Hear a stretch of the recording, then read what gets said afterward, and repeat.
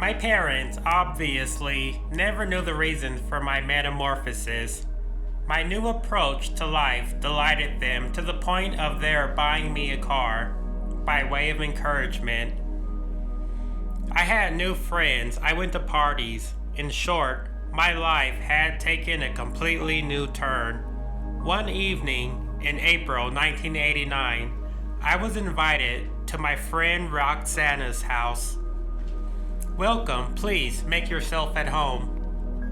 Aside from the lady of the house, I didn't know anyone. "I'm Reza, how are you?" "And yourself?"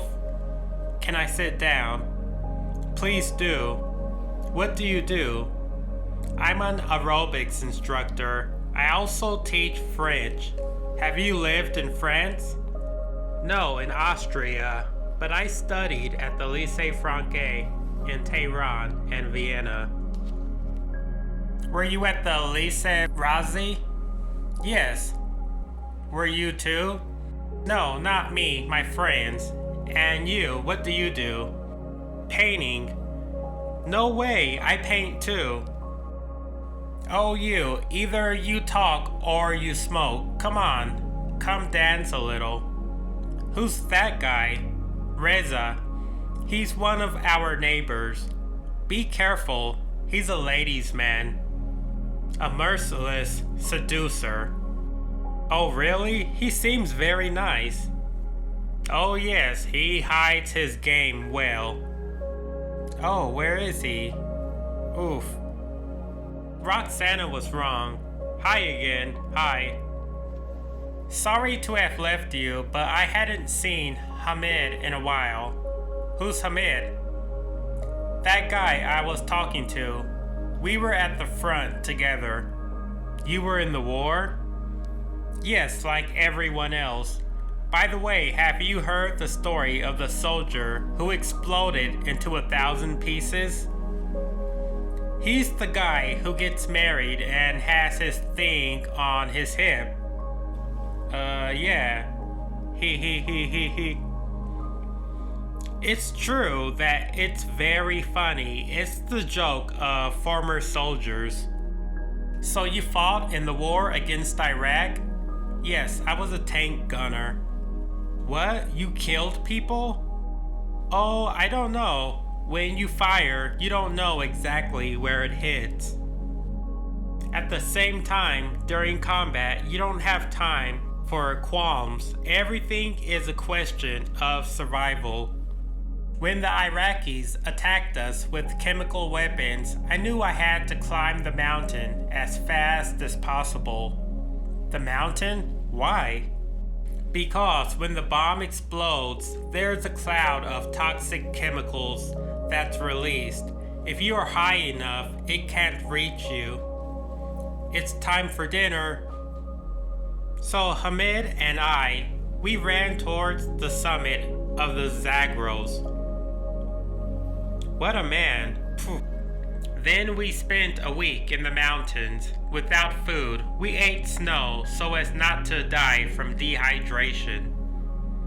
What heroes. That must have been terribly hard. Hard, yes, but human beings are much more resilient than we think. I know. And that's how I met the man that I would marry 2 years later. After this party, Roxana never spoke to me again. Apparently, her best friend wanted to go out with Reza. Unfortunately, we don't always get what we want. Everything about us was opposite. His room, my room. His childhood friends, my childhood friends. His favorite activity, my favorite activity. His ideal life, my ideal life. His relationship with his mother. "Yes, Mom, I'm coming home in an hour and a half, don't worry."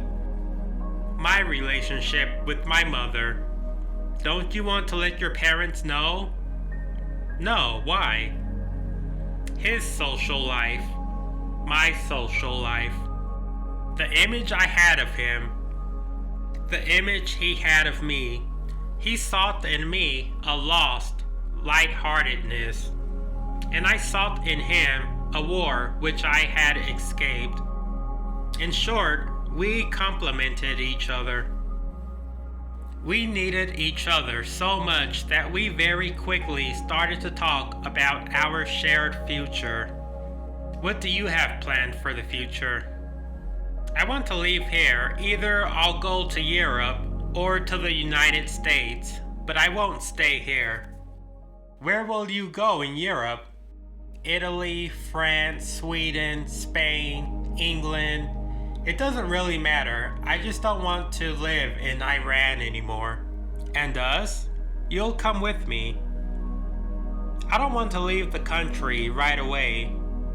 It's because you are still nostalgic. You'll see, a year from now, people will disgust you, always interfering in things that don't concern them. Maybe so, but in the West, you can collapse in the street and no one will give you a hand. Don't worry, we'll find a solution. Happily, getting a visa proved to be exceedingly difficult.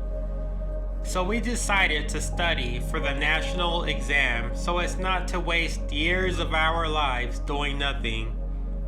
It was very hard.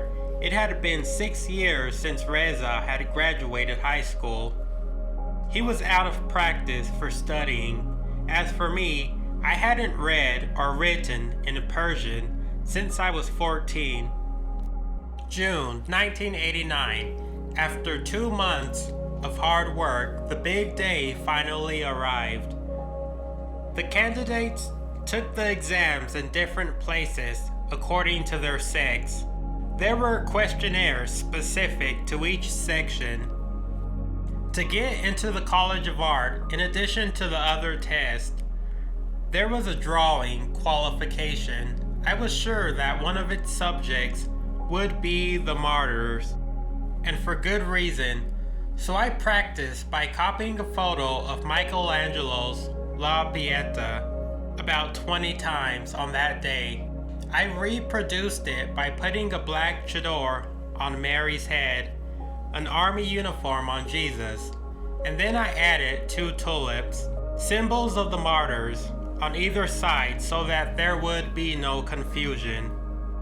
I was very pleased with my drawing. We had to wait several weeks before getting the results in the Elite lot, which didn't come out until 3 p.m. We were in front of the kiosk at 1. Look, there's my name. Shit, here's yours too. Knowing that 40% of the places were reserved for children of martyrs and those disabled by the war, the seats were limited. It was an unexpected stroke of luck that we both passed the national exam. Since we weren't married, we couldn't kiss each other in public, or even give one another a friendly hug to express our extreme joy. We risked imprisonment and being whipped, so we got into the car quickly, where he put his hand on mine. It was extraordinary. After dropping Reza off at his house, I went home. Mom, Dad, I got in. I was admitted for graphic arts. Bravo, we know. We saw your and Reza's names in the paper. Oh, Dad, it's so great. Yes, it's wonderful. Now all that's left is the ideological test. But that's just a detail. Shit. My dear, unfortunately, it's not just a detail. Really? Yes, my cousin, Bauman's daughter, wasn't admitted to university because her mother belonged to the regime's opposition and had spent 2 years in prison. You must learn to pray in Arabic. The names of all the imams, their histories, the philosophy of schism, etc., etc. If you want, I'll help you. No, that's okay. I tried to learn everything by heart. I had the best of intentions, but the words were so obscure that I wasn't able to retain anything. After many days of religious study, I ended up convinced that the only way to get over the last hurdle was to pray. The day of the ideological test. Next, is it difficult? Miss Satrapi, I see from your file that you have lived in Austria. Did you wear the veil there? No, I have always thought that if women's hair posed so many problems, God would certainly have made us bald. Do you know how to pray? No. And may I know why? Like all Iranians, I don't understand Arabic. If praying is talking to God, I prefer to do it in a language that I know. I believe in God, but I speak to him in Persian. The Prophet Muhammad said, God is closer to us than our jugular veins. God is always with us. He is in us, right? Thank you, Miss Satrapi. You can go now. I should have shut my mouth, studied harder. I should have. It's all over. Look where you're going, you idiot. 2 weeks later. Here's your letter of admission. No way. Yes, my dear. Now you are a student. A few months later, I learned via the director of the Department of Art that the mullah who had interviewed me had really appreciated my honesty. Apparently, he'd even said that I was the only one who didn't lie. I was lucky. I had stumbled on a true religious man.